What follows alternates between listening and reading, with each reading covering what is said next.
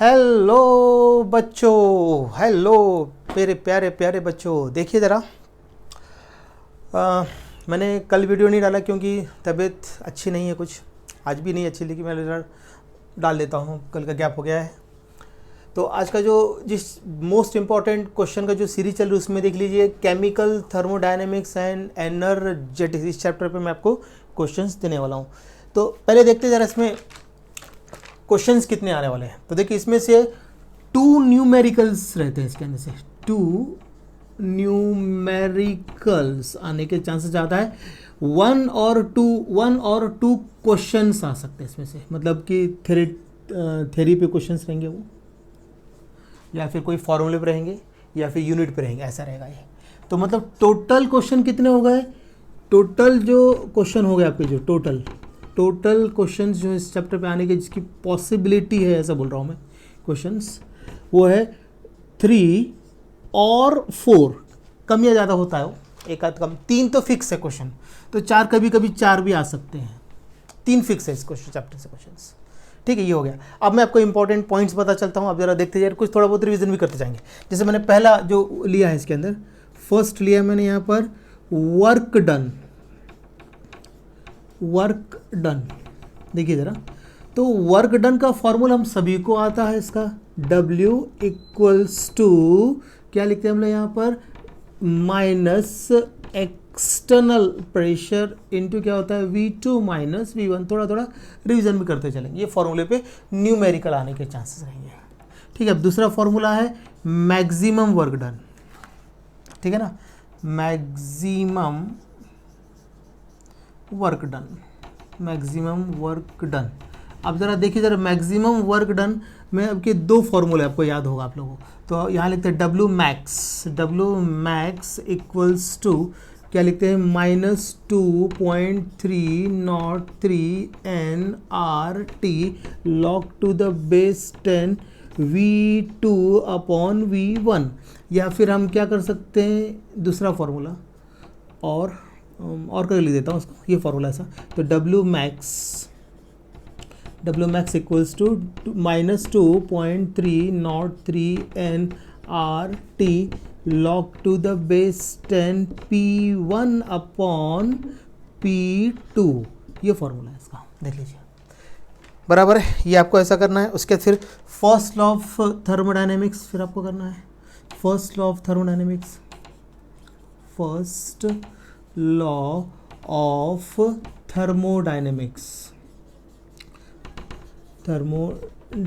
इसके पूरे स्टेटमेंट्स करने की कोशिश करना, कुछ नहीं, आइसोलेट सिस्टम कांस्टेंट होता है, सभी में वही रहता है जनरली, ठीक है ना। तो इसका जो फॉर्मूला है वो क्या है पर delta U equals to Q plus W, इस पर न्यूमेरिकल भी आता है, ठीक है ना। उसके बाद फिर आपको क्या करना है, इसका फर्स्ट ऑथर का मैथमेटिकल एक्सप्रेशन भी कर लेना है। उसका क्या करना है, मैथमेटिकल एक्सप्रेशन, एक उसको ऊपर लिख देता हूँ। ये हो गया इतना, हाँ हो गया, मैं इसको इरेज कर देता हूँ, देख लीजिए इतना इंपॉर्टेंट। हर चीज़ में तो थोड़ा रिवीजन भी करते चल रहा हूँ, तो आपका उतना बेनिफिट हो जाएगा। चलिए आगे बढ़ते हैं अभी।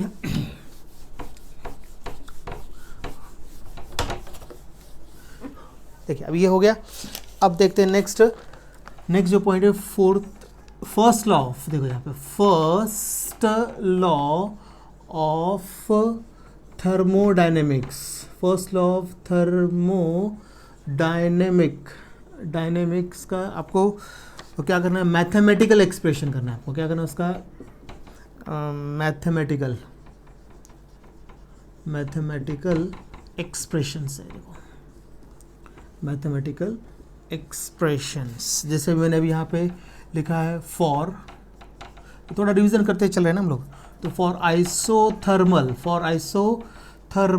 क्या ले रहे हैं हम यहाँ पे, फॉर आइसोथर्मल प्रोसेस के लिए क्या करेंगे अभी, फॉर आइसोथर्मल प्रोसेस आपको याद होगा आइसोथर्मल प्रोसेस क्या होता है, डेल्टा U क्या होता है 0। तो यहाँ पे आपका क्या हो जाएगा, Q equals to minus W, formula आपको अभी बताया था मैंने, delta U equals to Q plus W। तो वहाँ पे डेल्टा U 0 है, तो फिर आपका ये फॉर्मूला जाएगा, और ये ऐसे याद रखना है ये।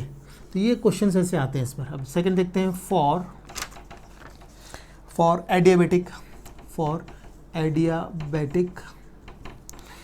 Adiabatic process.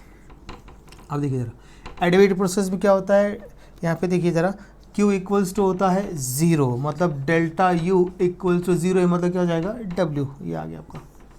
ऐसे मैथमेटिक्स ये अपने इसमें भी किए होंगे, 12th में भी किए होंगे। फिर अभी फॉर आइसोकोरिक प्रोसेस में क्या होगा, डेल्टा V इक्वल्स टू क्या होगा, डेल्टा 0 होगा, क्योंकि वॉल्यूम 0 होता है, W भी इसमें क्या होता है 0 होता है। इसका मतलब delta U equals to Q, मतलब equals to Q at constant pressure volume के लिए क्या हो जाएगा, QV हो जाएगा। ये ऐसा देख लीजिए, हो गया। आगे बढ़ते हैं, अब आइसो बारीक रह गया, बस हो गया। अब देखते हैं नेक्स्ट। अब देखिए डी यहाँ पर अभी फॉर आइसोबारिक प्रोसेस में क्या होगा, यहाँ पर देख लीजिए W इक्वल्स टू होता है -P डेल्टा V, तो delta U equals to QP -P delta V। Okay, अब देखिए यहाँ पे, और हम इसको ऐसे लिख सकते हैं, और डेल्टा मतलब QP equals to delta U plus P delta V, ऐसा इसका है। तो प्रोसेस है, बराबर है, ठीक है। अब हम देखते हैं यहाँ पर नेक्स्ट, अब जो 5th पॉइंट जो है आपका इम्पॉर्टेंट है, वो है आपका है एंथैल्पी ऑफ सिस्टम में। देखो एंथैल्पी ऑफ सिस्टम की अगर हम बात करते हैं, तो यहाँ पर डेल्टा H इक्वल्स टू हो जाएगा delta U plus P delta V, ये आएगा इसमें, ठीक है। उसके बाद फिर नेक्स्ट जो पॉइंट है, मतलब उसके इस पर न्यूमेरिकल करना है, इस पर आपको क्या करना है, न्यूमेरिकल आते हैं इस पर आपको, ठीक है ना, इसलिए इसकी तैयारी आपको करना है, न्यूमेरिकल्स की इस पर तैयारी करना है, इस फॉर्म पे आ सकता है। उसके फिर नेक्स्ट आपका है यहाँ पर एक्सटेंसिव एंड इंटेंसिव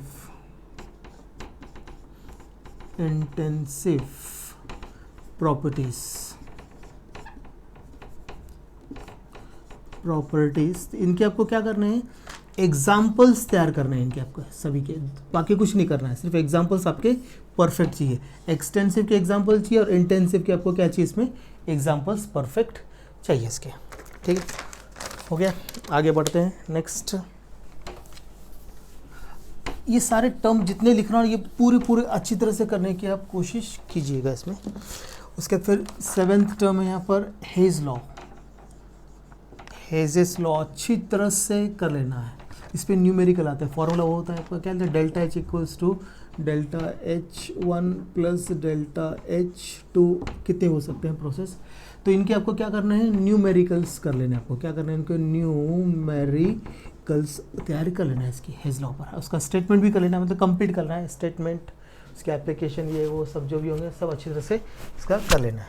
अब देखते हैं यहाँ पर सेकेंड, ठीक है, अभी second law of thermodynamics, second law of thermodynamics statements कर लेना पूरे। उसके बाद फिर नेक्स्ट है गिब्स, क्या ले रहे हैं हम यहाँ पर, गिब्स एनर्जी एंड स्पॉन्टेनिटी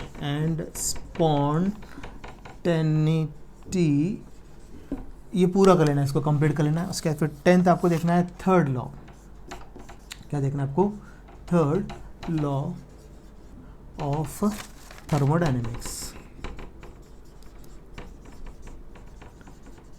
अब इसके बाहर कुछ भी नहीं जाने वाला, आकर जिन स्टूडेंट ने इतना पूरा कर लिया, इसके बाहर कुछ नहीं आएगा। जितना आर्टिकल अगर कंप्लीट कर सकते हो तो और अच्छा है, क्योंकि अभी टाइम बहुत है, आराम से हो सकता है, एक दिन में एक चैप्टर होता है, मैं पहले बता चुका हूँ। जितना मैंने आर्टिकल लिखे इसके बाहर कुछ भी नहीं जाएगा, सब इसके अंदर से ही क्वेश्चन आपके आने वाले, कंप्लीट करने की पूरी कोशिश करना है, ठीक है। तो अभी मुझे बताइए कैसे क्या हो रहा है, क्या नहीं तैयारी चल रही, मुझे कमेंट्स करके बताइए आप लोग। तो ये बहुत इंपॉर्टेंट है, इसके बाहर पेपर बिल्कुल भी नहीं जाएगा, ये ध्यान रखिए आप। समझ आ रही है मेरे पास में। तो जितने भी आर्टिकल लिखे मैंने 10 बना लिए आर्टिकल्स पूरे, मतलब पूरे लॉसेस के अंदर सभी के फॉर्मूले से करना है। बाद में बनाऊंगा वीडियोस फॉर्मूले पे, पहले ये जरा मोस्ट इंपॉर्टेंट क्वेश्चंस की सीरीज़ खत्म हो जाए, तो उसके बाद हम देखेंगे फिर, ठीक है। चलिए तैयारी कर लीजिए तब तक इसकी, ओके।